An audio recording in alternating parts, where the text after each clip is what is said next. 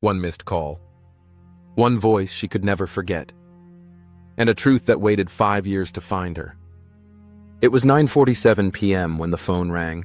The same old Nokia she hadn't thrown away for reasons she couldn't explain. Mara froze. The number flashing on the cracked screen was Eli's. Her fiancé. Dead 5 years. She stared at it, her breath catching in her throat, the ringtone clawing through the silence of her tiny apartment. She didn't answer, not at first. Her pulse thudded in her ears, memories flooding back, the accident, the late-night drive, the call that dropped mid-sentence. She whispered to no one, "This isn't happening." But it kept ringing. She picked up. "Mara?" The voice, warm, familiar, trembling, was his. Her knees buckled.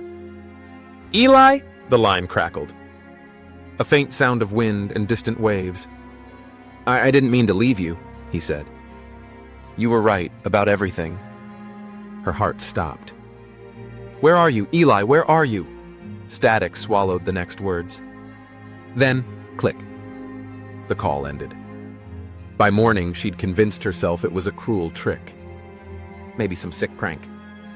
She told her sister, Lena, but Lena only said, "You have to stop chasing ghosts, Mara." Except, when she checked her phone logs, the number wasn't there. No record. Not even in the carrier history. Still, she couldn't shake the sound of waves.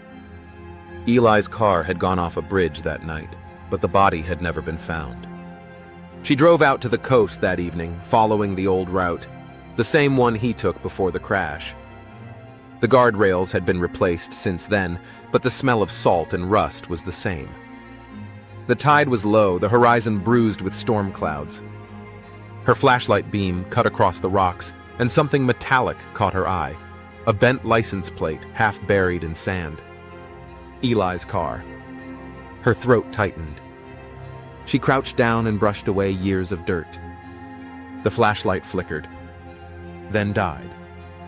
And behind her, a sound. A ringtone. Her old Nokia glowing in her pocket. The same number. Her fingers trembled as she answered. "Eli?" A pause. Then a man's voice, not Eli's this time. Lower. Strained. "Don't hang up. You need to listen." "Who is this?" she demanded. The man exhaled sharply. "I was the one who hit him the night of the crash." Her heart stuttered. "What did you say?" "I didn't mean to." It was raining and he came out of nowhere. I panicked. Pushed the car off the embankment. I thought he was gone. His voice cracked. "I've called that number every year since, to say I'm sorry." But no one ever answered until tonight. Mara's hand went numb around the phone.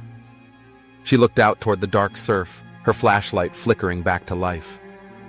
The beam landed on something, a reflection beneath the waves. The roof of a car. "Where are you calling from?" she whispered. "I'm here," the man said. "By the water." She turned. A figure stood near the edge of the rocks, a man in a raincoat, drenched, phone to his ear. Mara froze. "Why now?" "Because," he said, "I saw your post online last week. You said you still believed he was alive." Tears blurred her vision. "You wanted to ease your guilt?" He hesitated. "No. I wanted to tell you where I buried the truth." Before she could speak, he stepped backward into the dark, slipping into the tide like a shadow pulled under.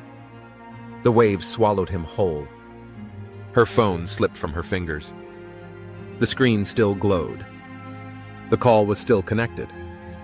A faint voice came through. Not the man's. Not static. "Mara?" It was Eli again. "Let it go." The line went dead. Police divers later recovered both cars, Eli's and the stranger's, within meters of each other. 2 phones, both with logs showing the same outgoing call at the exact same second. They said grief can play tricks on the mind. That the dead don't call and the past doesn't speak. But sometimes, when the truth refuses to stay buried, it finds a way to dial back.